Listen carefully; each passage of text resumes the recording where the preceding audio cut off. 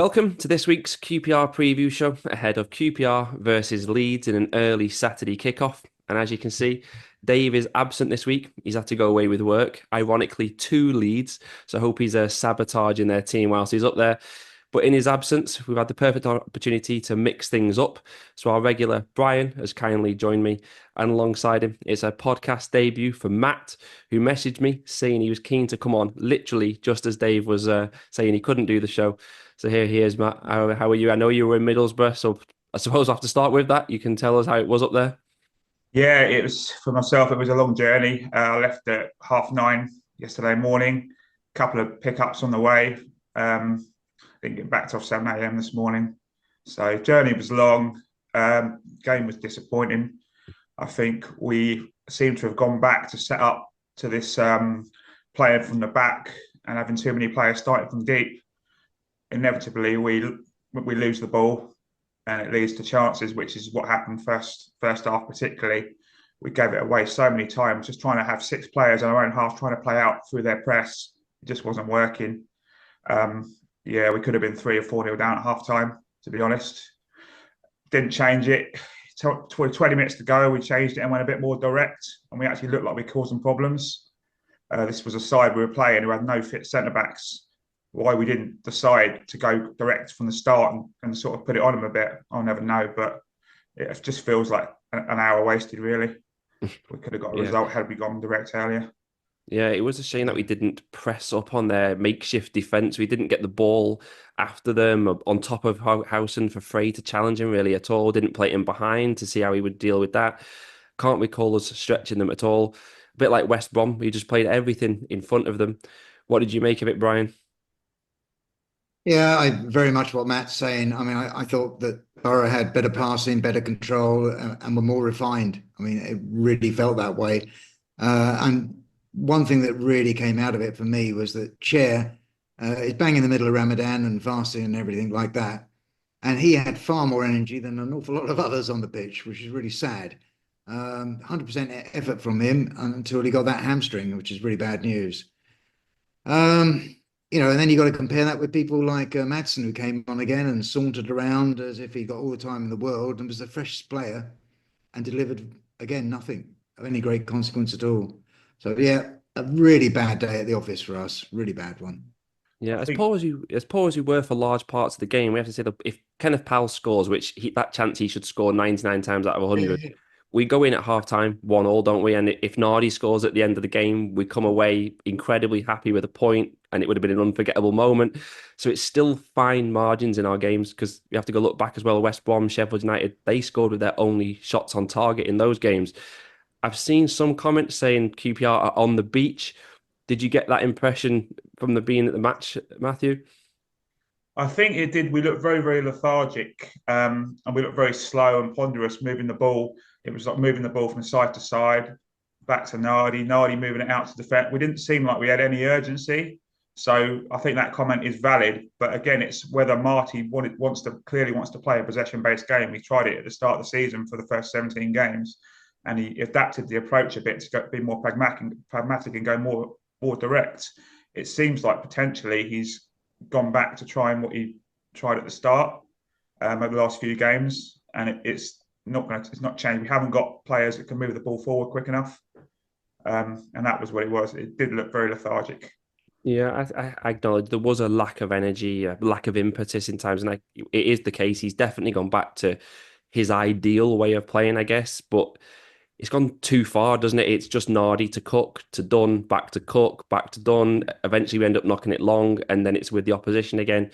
Why do you think he's doing that, Brian, when we know that it doesn't seem to get results with these players for this QPR side?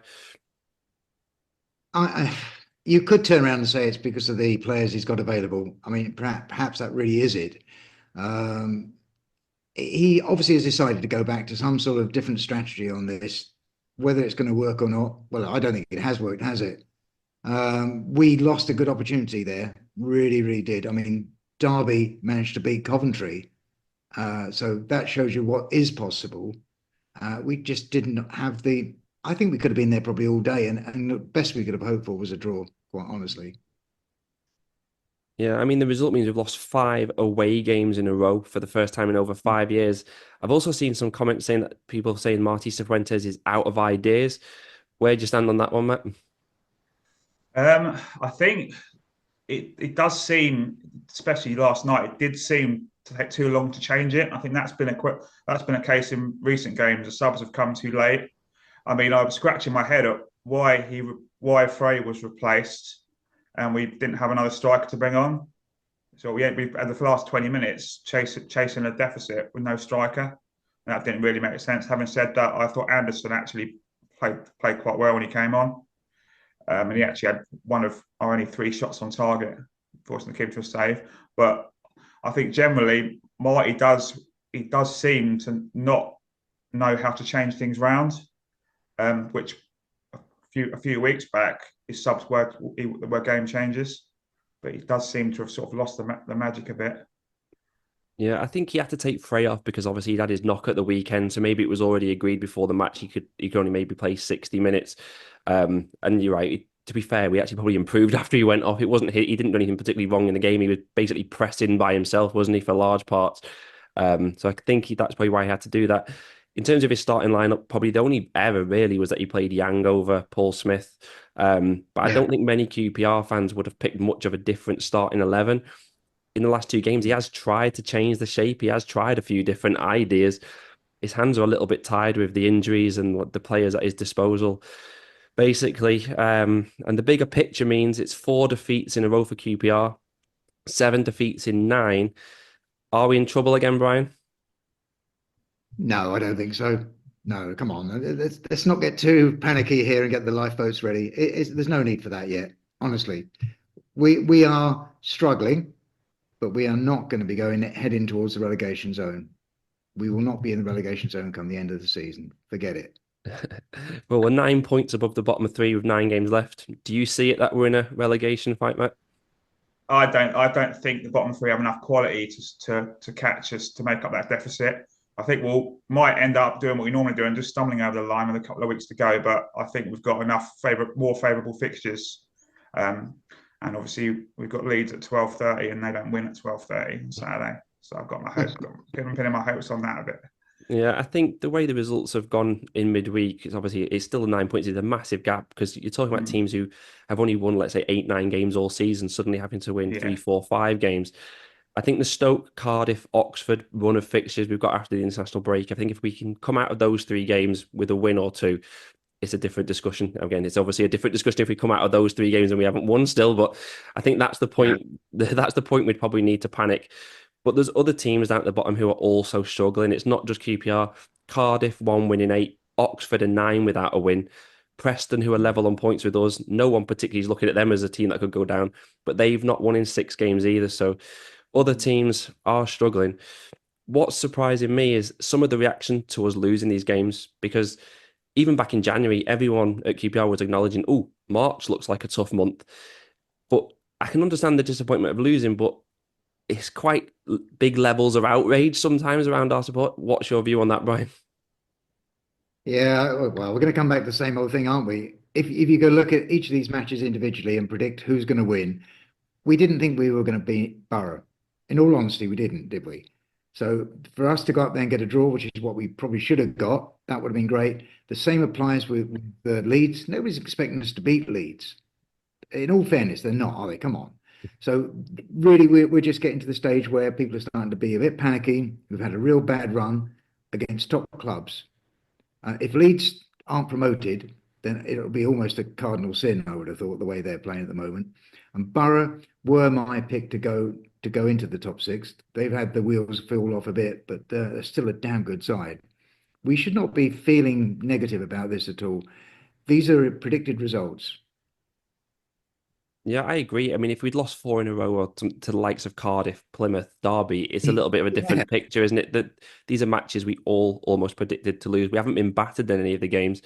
Matt, what was the vibe amongst the travelling supporters in Middlesbrough? Are they behind the team, behind the manager? The team were, I mean, yeah, they got the fact the supporters all clapped everyone off at the end. I think we were, unfortunately, if Nardi had buried that header, we would have had a better trip home. But I think they can see, certainly in the last 20 minutes, the effort.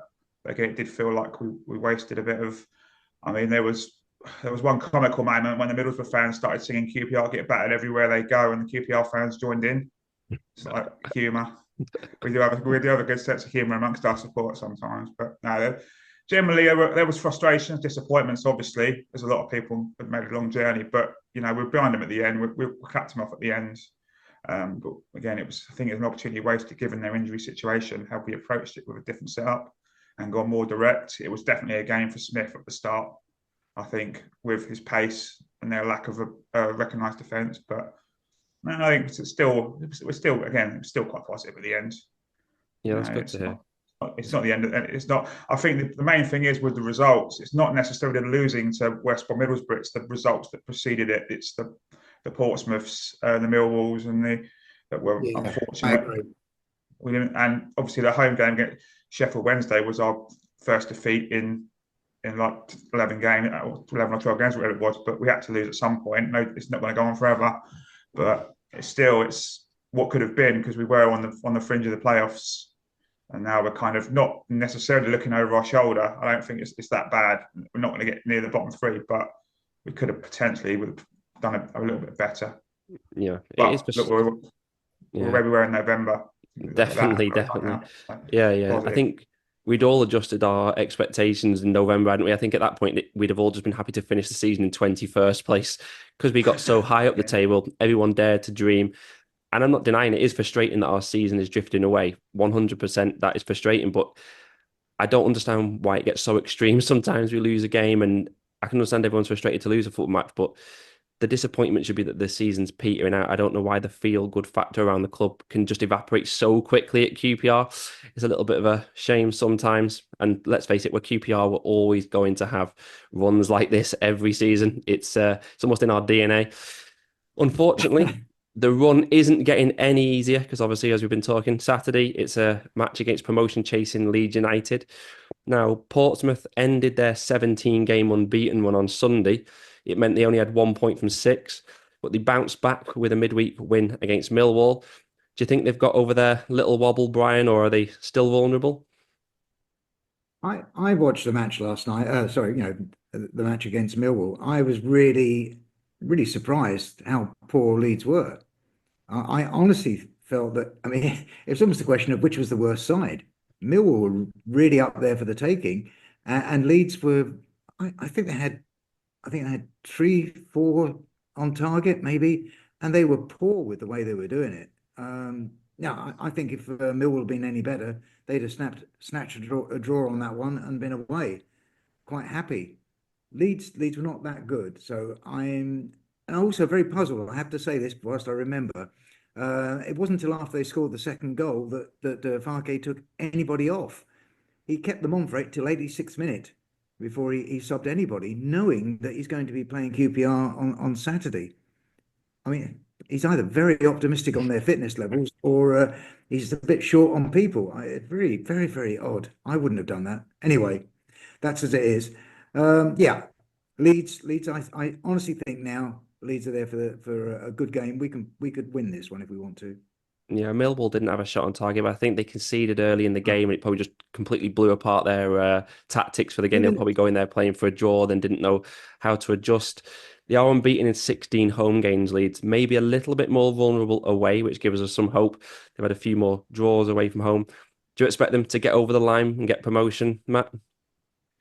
I think they will do. Yeah, I think it will be them and Sheffield United who will get the top two. But I do think we can get a result on Saturday.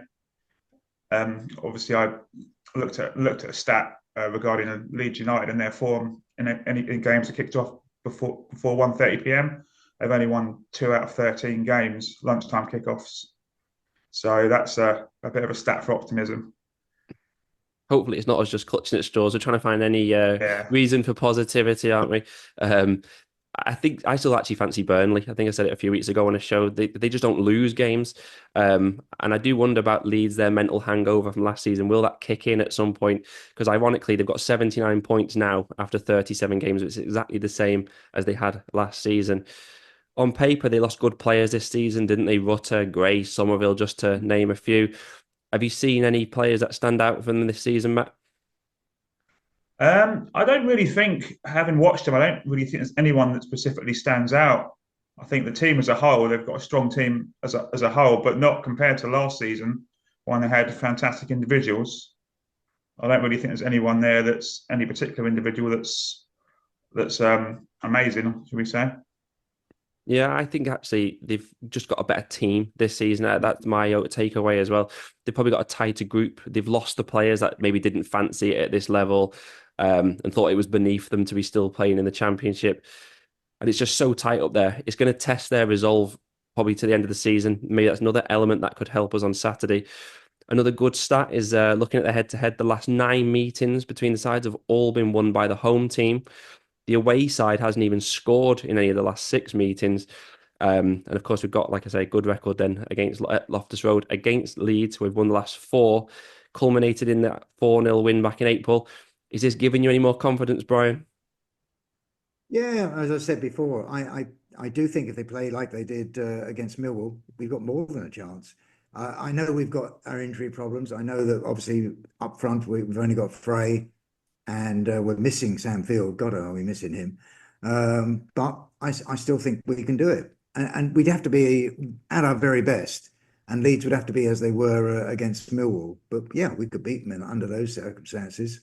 And I agree with Matt, what he's saying about the players there. I don't think they're particularly that great.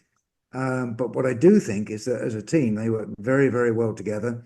And when they move forward, they surge forward in numbers and just overwhelm the defenses. So in that respect, our defense is going to have their hands full at times, that's for sure.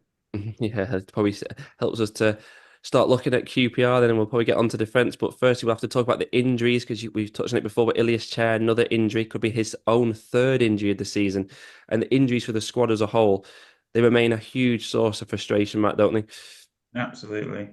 Yeah, I think it's. I'm not sure if it's anything to do with a performance coach being located in Dubai now and not being with us all the time. But since that, we have had a lot of injuries, and not a lot of impact injuries, a lot of muscle injuries, which have happened overstretching or mysterious injuries in training. So that certainly definitely hampered us. So it's definitely something to consider with the form. I think certainly only having one fit striker the last 2 games has definitely not helped us at all. Yeah, definitely. If this Ben Williams is still working remotely in the summer, they've got to review that. Get rid of him. Advertise for someone who can be working with the players person to person every single day. It clearly made a difference last season, and we're paying the price for it not being the case. I suspect if Chair is also out now, given our form and our need to get positive results on the board, the recent experiment of having a playmaker number 10 will probably go and we'll revert to a tighter midfield, which might actually do us a favour. So speaking of the midfield, how do you see us setting up against Leeds in midfield, Brian? I guess one of the big question marks is whether Varane is fit again. I mean, that really would be the crucial one because if he is, I'll be honest with you, I liked what they did at the end of the last game, playing 3 at the back. I thought that worked really, really well, and they did mix and match on that one a bit. But I think they probably should try 3 at the back, go with Dunn and Parle in midfield, alongside either Varane or Colback, whichever of the two they fancy and is available, and Morgan. I think that's what I would do. So that's slightly different, in what perhaps everybody else wants, but then go for a sort of a 3-4-3. Yeah, with us having 2 weeks off after this, it's a big question mark whether you'll risk Varane. Is it better to have him fully fit for the final 8 games after the break? How would you set up in midfield? And would you play Edwards in there, Matt? Because that, to me, was definitely improved us, didn't it, against Middlesbrough? I think so. Yeah, he's definitely someone that can, particularly with field out, is someone that can receive the ball and can actually carry it forwards. And again, especially if we are going to try this player from the back, that would definitely be. I'll probably put him in there with Morgan and hopefully Varane. I think against Sheffield United, our better performance recently, although we lost, we did play with a tight midfield 3. And I think that might probably be the way to go in this game, try and stifle Leeds. Yeah, to me, we have to play Edwards. He actually sits in, he protects the defence. He'll give us that element of physicality in there because Morgan and Colback were just overrun against Middlesbrough, but they were both off the pace. They were dreadful, weren't they? I actually think you probably still have to play Colback potentially. He wasn't particularly great, but he offers us a little bit of experience, I guess. He's just been poor recently, though, hasn't he? Maybe even Anderson could come in there. Certainly one for the comments of people to let us know what they'd start in midfield. I think one thing we'll probably all agree on is that Yang, he was taken off at half time. He's surely going to start Paul Smith against Leeds, Brian. Yeah, absolutely. It has to be. That much more energy, that much more drive. Yang definitely had a bad match. I guess he's bound to with the season he's had so far. But yeah, fair credit. Smith will do a lot better. And on the other side, you've got to start with Sato, haven't you? Yeah, 100% it has to be. I don't, assuming Chair is out, I think it will be those two who start out wide. And then obviously it's going to be, we hope Michael Frey's not got another knock or anything. We'd assume he'd start up front. But Matt, what did you make of Alfie Lloyd's omission from the squad altogether against Middlesbrough? Are you putting that down to an injury, or is Marty sending him a message? I mean, he was poor against West Brom, wasn't he? Let's be honest. When he was, he had one touch, which was like put it out for a throw in. I wouldn't expect a Sunday League player to have a touch like that. It was possibly it could be injured, or possibly it could be sending a message. It's a shame because the games he came on a bit earlier in the season, he actually made an impact. He looked like this direct running, getting the ball. He scared road players and reminded me a bit of Sinclair Armstrong in the way that he played. But yeah, that against West Brom, that wasn't good. And I think maybe it might be a case of him being left out rather than due to an injury. Yeah, he keeps giving away stupid fouls as well, and that probably has been driving Marti Cifuentes absolutely crazy. To me, he just tries too hard. Alfie Lloyd, he really just needs to breathe a little bit and just let his game flow a little. He just like a rabbit in the headlights, isn't he? It leaves us though with our predictions for this match against Leeds. So QPR have lost 4 in a row. We haven't yet lost 5 league games in a row under Marti Cifuentes in his 18th month in charge. Are we going to avoid the 5th defeat in a row on Saturday, Brian? Last season, I was on the LS11 website, fan site, as a guest, and I predicted that we'd lose 1-0, and we went on to thrash them 4-0. So I'm not sure I'm even qualified to make a prediction. However, I will go for a well-earned home draw, assuming that Frey and Bran are fully fit, or Colback is injected with something. And otherwise, we just need some luck. Go on, Matt. It's your first ever prediction on the show. What are you going for? I think we'll end the run of defeats. However, I don't think we'll have quite enough to win it. I think it'll be a 1-1 draw, and Leeds' poor run at 12:30 kickoffs will carry on. It's a tough one to predict. I'm going to go similar to the other weeks I've been saying. The first goal, again, it just feels it's so important. We can't keep going 2-0 down in games. It seems to be the pattern every game. 2-0 down, and then we start to play, get back in it, and then we just end up losing 2-1. We've got to get that first goal, get the crowd into the game, try and intimidate Leeds. I think if we play Edwards in midfield, or if we have Raman back, I like our chances more. If we go with Colback and Morgan again, we're going to get battered. I do worry about it if we play that same midfield. It's not beyond us to get something, but the lineup is critical, and the first goal as well. Thankfully, whatever the result, it's an international break coming up. We'll have our latest QPR fans are stories, which Brian recorded with the club's official tour guide, Alan Wolford. So keep an eye out for that in the break. And I'll be back with Dave in a fortnight to preview the trip to the Potteries to face Stoke City, which could actually be a bit of a bigger match, depending how this Leeds result goes. Thank you to Brian and Matt for their time. Enjoy the break, everybody, whatever the result on Saturday, and come on, you Rs.